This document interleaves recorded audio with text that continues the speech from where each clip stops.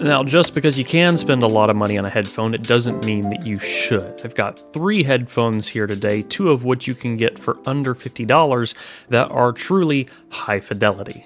Let's talk about it. Here's the 3 headphones. The first one is the Sony CD900ST, the second is the 7506, and the third one is the V6. Now, something you'll notice is that all 3 of these don't have the stock pads. I went through Yaxie's catalog and actually purchased this set of pads myself. Yaxie sent me these other pads. This video is not sponsored, but these pads do improve the frequency response of these 3 headphones. The CD900ST here, well, it's using the Yaxie ST Pad 2. It's definitely the most spacious of the 3, and we'll talk about sound in just a second. The 7506 is using the deluxe Yaxie ST Pad, not 2, the 1, and the MDR V6 is using the ST Pad Microsuede. I tested a ton of pads on these 3 headphones to find out which ones would measure and sound the best, so let's get into a subjective sound. We'll talk about frequency response and measurements in just a bit. First off is the CD900ST. Now, I already did a full video on this headphone. You can check it out on the Headphone Show. I'll have it linked in the video description. I'll also have all these pads and everything down there just so you can find out what it is that I'm talking about and what pairs best. More or less, the CD900ST is an honest headphone. It's very truthful. It does have a fair bit of treble, but it doesn't extend past diffuse field. But more than anything, it tends to level out around a diffuse field curve. So a pretty honest headphone, just relatively similar to how the human ear responds. It has some dips and peaks throughout the response, but it's not insane. Overall, it's just a good headphone to use for things like video editing.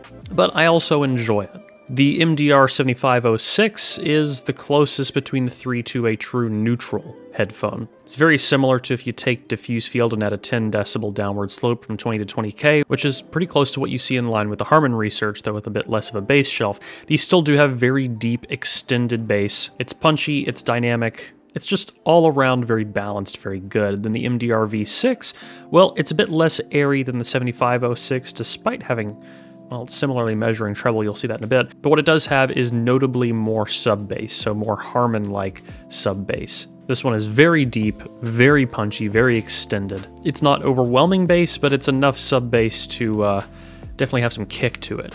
And much more out of the 3. So you'll see the way I have them lined up from left to right, it basically is the same way they sound.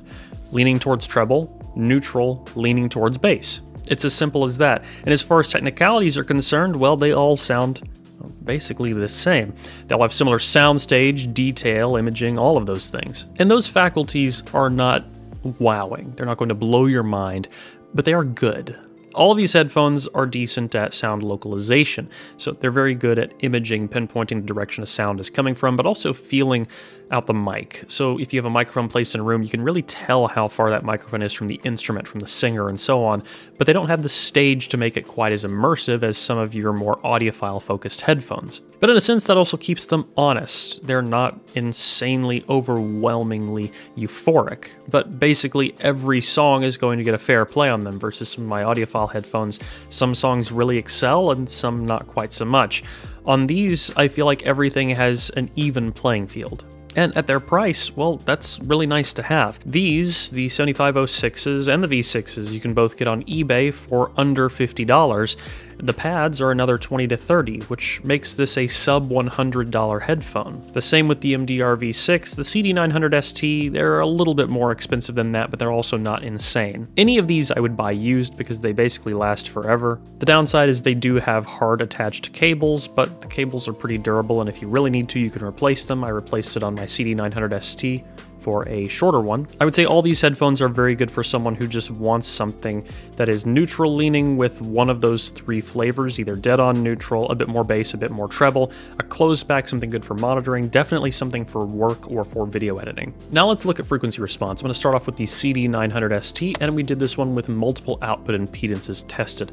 Now I also have the raw measurements up here for you. It's showing a diffuse field curve for the 4128. That's what I'm compensating to on these compensated measurements, and then the actual target line for the compensated measurements is a 10 decibel downward tilt. Something to note, the B&K 4128, the measurement rig I'm using for this, does tend to show a treble peak on most headphones somewhere in the ballpark of 10 kilohertz.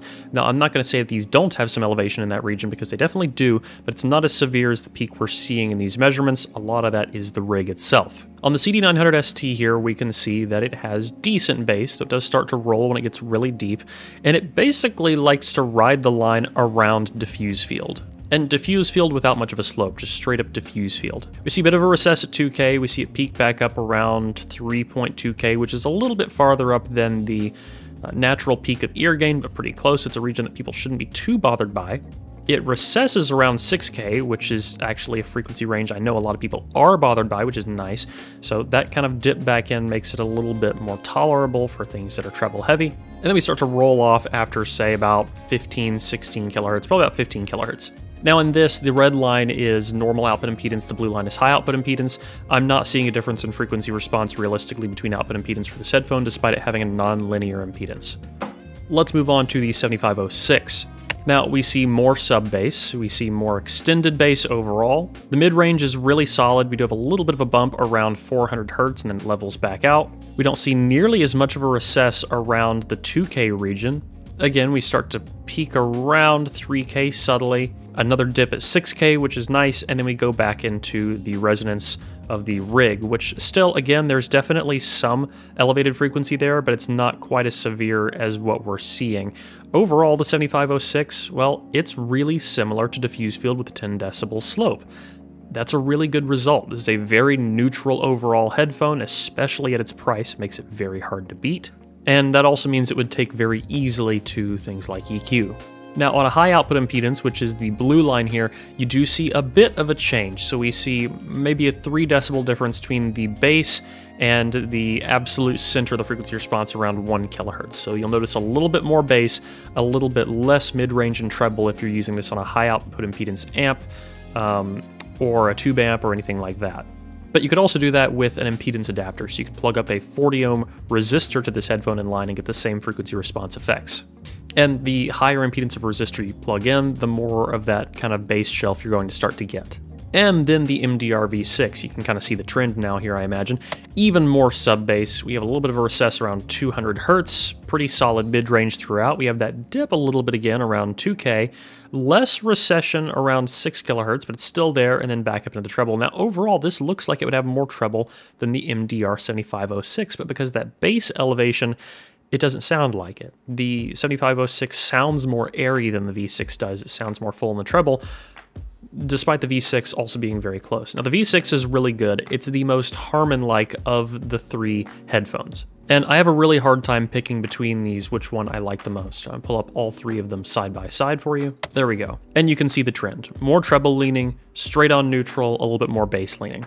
And that's why I have all 3 in my collection, because some days I want one or the other, but they're all a very similar overall sound. I use the CD900 ST the most for things like playing Escape from Tarkov, or listening to records or things like that.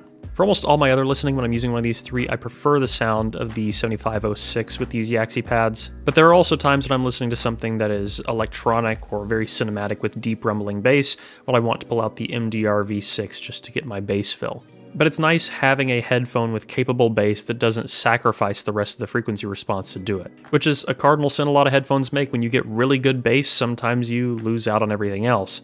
And all 3 of these headphones do balance in their own unique way, but also without making major sacrifices.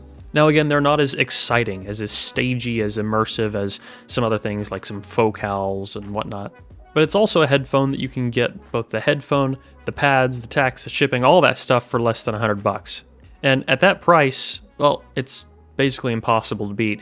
In fact, I would take the 7506 in many cases over the AKG K361 and 371, but it really depends on what you're after. The 361, 371 are also fantastic, but the build is better on the 7506. It's a more kind of time-tested design, and the AKGs have had a little bit more of a mixed history with their build reliability, despite being great sounding headphones. So maybe one of these is for you, maybe it's not, but there are 3 headphones that I purchased, that I went through, measured all the various pads on, and found these pads that work best for them. I really enjoy them personally, and they're going to stay in my collection. In fact, recently I moved, and for 2 weeks, the only headphones I had out were these guys. I'm still using them a lot. The reason I'm not wearing them for this video is because I have my 6XX on. But I think we're going to wrap it up here. If you like this video, leave a like down below. Comment, let me know what you want to see in the future. If you want to get active in the community, you can have the Discord or the forum, both available at the link in the video description. As always, don't forget to stick around and subscribe for more videos like this in the future. Till next one, guys. Peace.